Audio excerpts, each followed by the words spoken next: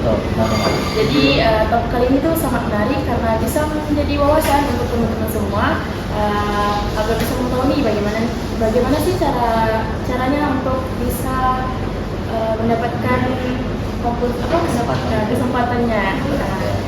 Jadi sebelum itu kita kenalan dulu nih ya. Iya, boleh.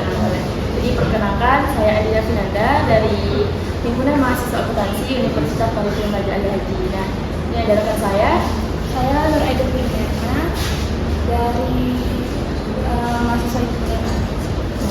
Kita udah banyak kenalan nih, jadi selanjutnya boleh Bang? Ya, terima kasih banget teman-teman. Halo semuanya, perkenalkan nama saya Firman Jani. Saat ini saya sedang menjadi mahasiswa akhir semester 7 di Universitas Palembang Raja Ali Haji. Saya juga merupakan mahasiswa akuntansi juga dan juga merupakan kakak tingkat dari teman-teman ini. Oke. Jadi kita udah kenalan nih, jadi langsung aja kita saling sharing aja lah Bang ya. Boleh. Nah Bang, mungkin untuk pertanyaan pertama itu kami mau nanya tentang definisi dari MBKM itu sebenarnya apa? Takutnya ada nih teman-teman yang masih belum tahu MBKM itu sebenarnya apa sih gitu. Oke. Terima kasih banget nih udah mendengar juga ya dari kegiatan podcast ini.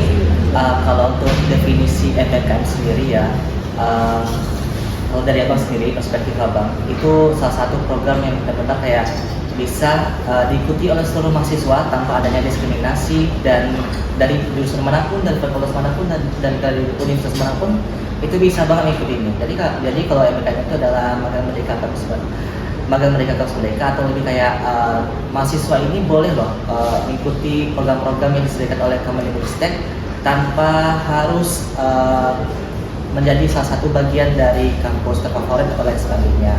Jadi kalau MBKM ini lebih kayak teman-teman bisa mengikuti program-program dari Kemendikbudristek, bisa dari magang merdeka, bisa dari pertukaran pelajar, ataupun bisa juga studi independen di program ini. Jadi program ini tersaji sama satu semester teman-teman. Oke, jadi teman saya dari sekalian yang disebutnya. Jadi untuk program MBKM itu ada berapa aja sih Bang? Kan dan program yang mana nih yang abang ikuti selama MBKM itu? Oke. Kalau nggak salah abang ya untuk program MBKM itu ada 4 sampai 5 teman-teman. Jadi ada yang MSIB. MSIB itu ada juga 2 kategorinya, ada Pelajar Merdeka dan Studi Independen, ada PMM, ada ISMA, ada Wirausaha Merdeka, dan ada program-program lainnya yang seperti kuliah kerja nyata, program pamsatikan dan lain sebagainya. Jadi kalau dihitung, kalau abang ikut MBKM itu dari semester 5 sampai sekarang itu abang udah ngikutin 3 sampai 4 program MBKM. Ya, jadi ibaratnya itu kalau MBKM itu nggak hanya program-program yang disediakan oleh Kemendikbudristek, tapi ada juga beberapa program yang kita ikut serta gitu, seperti penelitian dosen ataupun mungkin lebih kayak pengabdian masyarakat juga gitu. Dan nanti apa sih manfaatnya? Selain teman-teman bakal dapat insentif dan juga bakalan lebih konversi dari program mata kuliah teman-teman, ada juga nih beberapa manfaat lainnya mungkin yang abang jelaskan nanti mungkin ya di segmen selanjutnya gitu. Jadi selanjutnya Bang, program MBKM itu kenapa abang memutuskan gitu untuk mengambil MBKM? Terima kasih pertanyaannya. Mungkin kalau ditanya mengapa sih abang pengen banget nih ikut program MBKM? Sebenarnya ya kalau dibilang ya, abang itu udah mantau program MBKM itu dari semester 3 nih teman-teman. Nah itu kalau kan abang angkatan 2021, jadi abang udah daftar, udah rilis juga nih di program PMM 2 itu angkatannya sama angkatan tahun 2020. Namun itu ketolak teman-teman. Kenapa? Kan dari keputusan rektor bahwasanya untuk mahasiswa kita di Universitas Raja Ali Haji itu batas minimal semester itu semester 5. Jadi karena abang nggak tahu nih, karena sebelum itu belum ada nih keputusan rektor dan belum ada nih simpang siurnya apakah kampus kita boleh ikut atau enggak. Jadi abang daftar dan itu juga lolos, tapi karena abang baru dapat peraturannya dari dosen abang, bahwasanya untuk ikut MBKM ini harus selesai gitu mata kuliah wajib. Jadi abang kayak merasa ya udah gitu, abang coba di tahun depan. Alasannya mengapa abang pengen ikut ya, abang pengen bisa lebih luas gitu loh jejaringnya, networkingnya. Selain abang pengen belajar juga di kampus orang, pengen juga mendapatkan pengalaman magang, abang juga pengen menjadi salah satu pionir untuk bisa menyebarkan luaskan tentang kampus kita, tentang pengalaman itu abang, dan juga pengen jadi salah satu orang yang kayak bisa berkontribusi besar gitu terhadap kampus kita seperti itu. Pak Maria, Iya. dalam membuat kita kali ini. Nah, oke, sekarang saya mau nanya nih Bang. Nah, selama Abang ikut MBKM ini, apa-apa sih pengalaman yang Abang dapat, benefit apa yang Abang dapat? Oke. Dari abang semester 5 sampai sekarang ya, itu kalau di totalnya ada 4 abang ikut. Apa sih benefit yang abang dapatin ya? Mungkin abang ceritanya agak lama ya, karena kan ada banyak programnya abang jelasin. Program pertama itu PMN untuk para mahasiswa merdeka. Abang itu ikut angkatan yang ketiga. Jadi waktu itu lebih kurang setahu abang untuk mahasiswa Universitas Madrid Pada Ali Haji yang ikut PMN itu ada 24 orang. Jadi kami tersebar gitu, ada yang di Universitas Pajajaran, ada yang Universitas Institut Penelitian Bogor, ada ITB, ada Mataram, dan bahkan ada yang sampai ke Papua juga. Jadi kalau ditanya apa sih benefit PMM, teman-teman selain bisa belajar di kampus orang, teman-teman bisa juga dapatkan package educationnya seperti alma mater, KTM, dan bahkan juga mendapatkan insentif. Apa insentifnya? Kalau itu terbagi lagi teman-teman. Kalau teman-teman mahasiswa beasiswa itu ada potongan. Tapi kalau untuk yang non beasiswa itu setahu abang 1 bulan itu 1.500.000 yang dibagi per termin. Jadi kalau PMM itu ada 2 termin. Termin pertama itu akan dirapel nih dia beasiswanya berapa besarannya. Jadi kayak 1 rapel itu 3 bulan. Jadi teman-teman di awal kedatangan mendapatkan 1,5 juta gitu. Dan nanti di termin kedua itu bakal dibayarin di akhir program. Dan selain itu ada lagi nih program MSIB. Kalau MSIB, abang kemarin ikut, alhamdulillah abang keterima magang di Bank Indonesia. Itu salah satu program prestigious juga untuk lolos di program Bank Indonesia, karena nggak semua perusahaan ataupun institusi itu worth it teman-teman. Dan di MSIB sendiri yang paling prestigious di antara yang lain itu ada dari Bank Indonesia, dan juga ada yang institusi lain seperti pemerintah.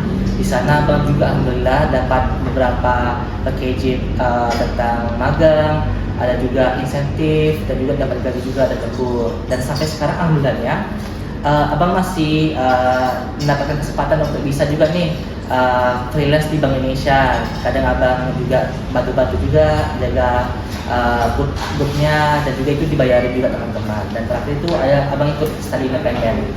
Kalau study independent ini lebih kayak program kita belajar mandiri, tapi kan di kampus kita batas minimal untuk ikut MBKM itu cuma 2. Jadi karena abang ikut ketiga kalinya untuk study independent, jadi untuk study independent ini nggak dikonversi teman-teman. Jadi abang pure untuk belajar sendiri.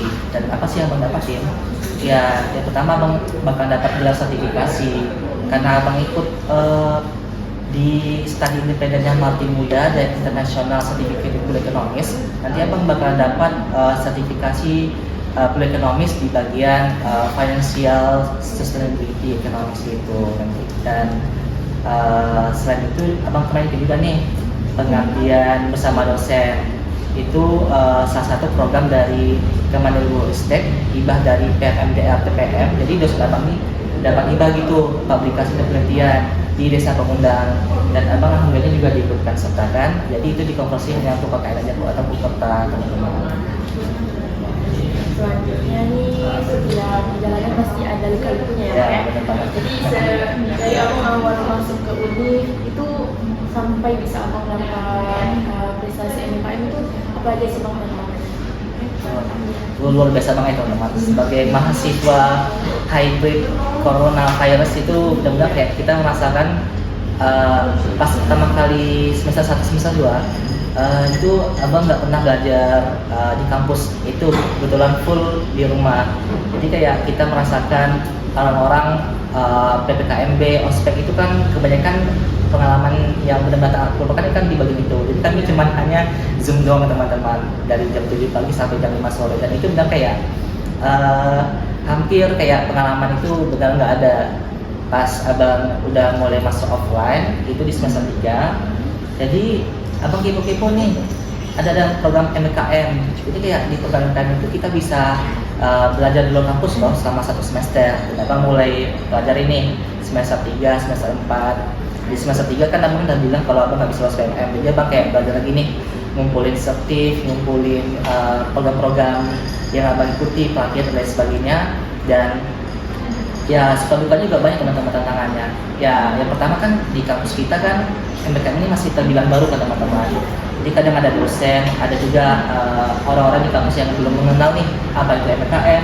Dan sebagai angkatan pertama di akuntansi yang PMM, dia bang sudah sini dari awal sampai akhir apa sih itu MBKM, manfaatnya dan sebagainya.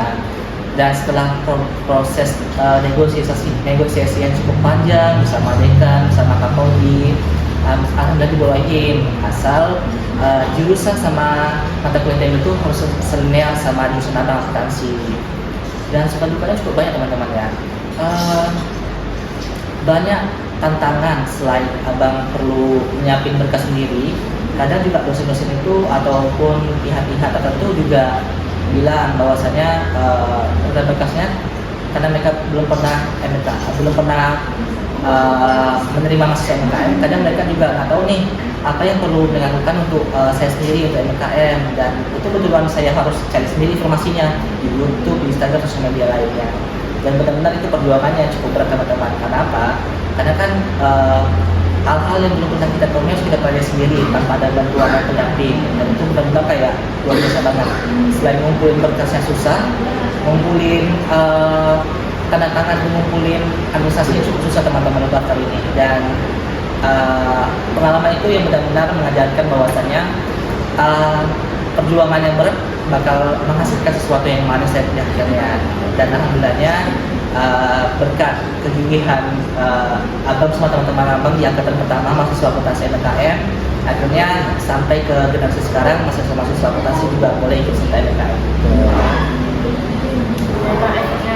Iya, besar banget ya. Dan itu juga berdampak untuk diri sendiri. Iya, betul banget. Ya, jadi tadi kan abang udah cerita nih tentang tantangannya. Kira-kira apa aja nih hal yang paling berkesan selama ikut MBKM? Aduh, banyak banget sih hal yang paling berkesan yang ada MKM ya. Apa ya yang paling berkesan bagi abang ya? Karena abang kayak merasa semua itu berkesan teman-teman. Jadi kalau untuk PMM sendiri ya, yang paling berkesan adalah kita itu bisa bertemu dengan orang banyak, bertemu dengan teman-teman mahasiswa PMM lainnya dari Sabang sampai Merauke itu berkumpul di satu universitas yang sama. Kita sama-sama belajar budaya baru, sama-sama belajar hal yang belum pernah kita pelajari. Dan itu semua gratis. Dan juga pun ketemu sama beberapa influencer juga, itu betulan kayak menjadikan cambuk bagi abang untuk semangat belajar. Seperti bertemu Ibu Ira yang dosen komunikasi di Unpad, bertemu dengan teman-teman lainnya influencer, dan juga saling sharing tentang pengalaman hidup mereka. Dan itu menjadikan abang sebagai salah satu bagian hidup yang benar-benar kayak dunia ini luas gitu loh. Jadi kayak kita tuh harus mencoba keluar dari zona nyaman. Jangan pernah kayak sesekali kita udah merasa cukup. Kadang kalau kita merasa cukup, kadang hal-hal yang seperti yang ingin kita capai, cita dan apapun mimpi kita lainnya itu kadang bakal terhambat gitu teman-teman. Dan kalau ditanya nih, mungkin abang bakal batasin dua aja deh. Apa sih yang paling berkesan ya? Yang pertama, abang menikmati prosesnya. Proses yang bagaimana? Proses yang benar-benar yang di awalnya belajar di kampus orang, belajar di tempat baru dengan struktur yang berbeda, itu benar-benar membuat kesusahan gitu teman-teman. Karena waktu di MSIB pun, di PMM pun, abang harus belajar dan belajar di tempat baru dengan durasi minimal 1 bulan. Dan itu benar-benar susah banget beradaptasinya. Tapi dari sana abang bisa belajar nih bagaimana public speaking, komunikasi, beradaptasi dengan lingkungan baru, dan bahkan bagaimana sih cara kita ngomong bersama orang-orang yang baru kita kenal. Dan yang kedua, apa sih yang berkesan bagi abang? Berkesan bagi abang adalah pengalaman hidup abang ini membuat abang menjadi bikin orang. Masuk bikin orang tuh bukannya kayak seleb ataupun kayak terkenal menjadi artis, bukan. Karena dalam bahwasannya, oh abang ini ikut MBKM loh, oh abang ini ikut ini loh, oh abang ini lagi di sini loh. Jadi kayak orang-orang yang kepo sama abang itu bakalan jadi satu orang yang bakalan mengikuti jejak abang nanti di akhirnya. Kayak benar-benar kayak akhirnya karena mereka kepo, akhirnya mereka tuh pengen gitu loh ikut program yang sama dengan abang. Dan abang benar-benar open aja gitu. Kalau misalnya ditanya di WhatsApp, di sosial media, di Instagram, abang bakal respon. Kenapa? Karena abang udah merasakan di awal kita nggak punya tempat untuk bertanya, untuk curhat tentang UKM, dan akhirnya abang bisa menjadi salah satu orang yang jadi tempat untuk pendekatannya gitu. Dan itu benar-benar kayak membuat abang senang gitu. Itu sih yang membuat abang merasa senang kesempatan sudah kita yang abang alami sama UMK gitu. Jadi dari luar sana juga yang lain termotivasi. Iya, benar, termotivasi. Mendapatkan contoh mereka ini. Iya. Tapi sebelumnya boleh nggak sih Bang ceritain gimana sih persiapan awal seperti apa buat ikut MBKM ini, terus tipsnya apa aja, dan supaya teman-teman yang lain bisa tahu dan mempersiapkan diri untuk ikut MBKM. Kalau untuk persiapannya teman-teman, itu cukup panjang ya. Dampaknya seperti ini. Sebelum kita MBKM, itu kan biasanya kan startnya di awal bulan pembelajaran mahasiswa. Kalau misalnya di semester ganjil, itu berarti di bulan Agustus sampai September. Kalau di semester genap itu biasanya di bulan Februari atau Maret. Jadi kayak sebelum 3 bulan sebelum itu, Kemendikbud udah menyiapin nih pembukaan bahwasanya semester depan akan dibuka lagi nih, dan udah ada nih list dokumen apa yang perlu dipersiapkan. Ada beberapa dokumen yang benar-benar harus dipersiapkan di jauh hari, dan ada beberapa dokumen yang benar-benar harus kita persiapkan dengan matang. Contohnya nih kayak abang nih, waktu abang ikut MSIB, mereka ada lo minta kayak motivation letter, ataupun ada kayak surat rekomendasi dari dosen, dan itu harus dipersiapkan di jauh hari. Dan ada beberapa hal yang benar-benar teman-teman mempersiapkan sedini mungkin, seperti sertifikat dan lain sebagainya. Kalau ditanya apa sih persiapan untuk MBKM, overall untuk persiapan dokumen berkas itu semuanya udah ada di websitenya masing-masing program MBKM-nya, seperti ISMA udah ada itu listnya programnya apa aja. Untuk PMM, MSIB, dan program wirausaha muda lain-lain itu udah juga ada.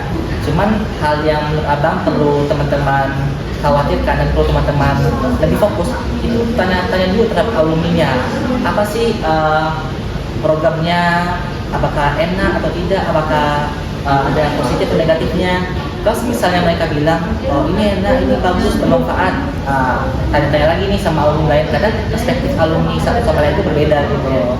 Tapi kalau misalnya dari awal mereka bilang, oh jangan ini, nah besok lagi nih, tetapkan hati. Kalau pengen benar-benar kekeh, benar-benar pengen ikut join program ini, harus kita lihat nih kedepannya apa sih dampaknya gitu. Kadang ada beberapa program-program di MSc di perusahaan itu ada yang bagus, ada yang tidak bagus. Seperti apa? Nah teman-teman mungkin bisa proses sendiri nih di sosial media, seperti di kolom komentar dan sebagainya. Kadang ada alumni ataupun orang yang telah magang atau MSc itu menceritakan nih pengalaman mereka di sisi mereka sendiri. Karena nggak semua hal di MBKM itu enak teman-teman. Ada yang positifnya, ada yang negatifnya, ada yang enaknya dan ada yang tidak enaknya gitu. Teman-teman tadi kan Bang Firman udah ceritain tuh dari awal tips apa aja yang perlu disiapkan, mulai dari berkas, kemudian benefit yang dia dapat, kemudian buat teman-teman nih yang mau lanjut atau mau ikut MBKM bisa dapat tips dari Firman.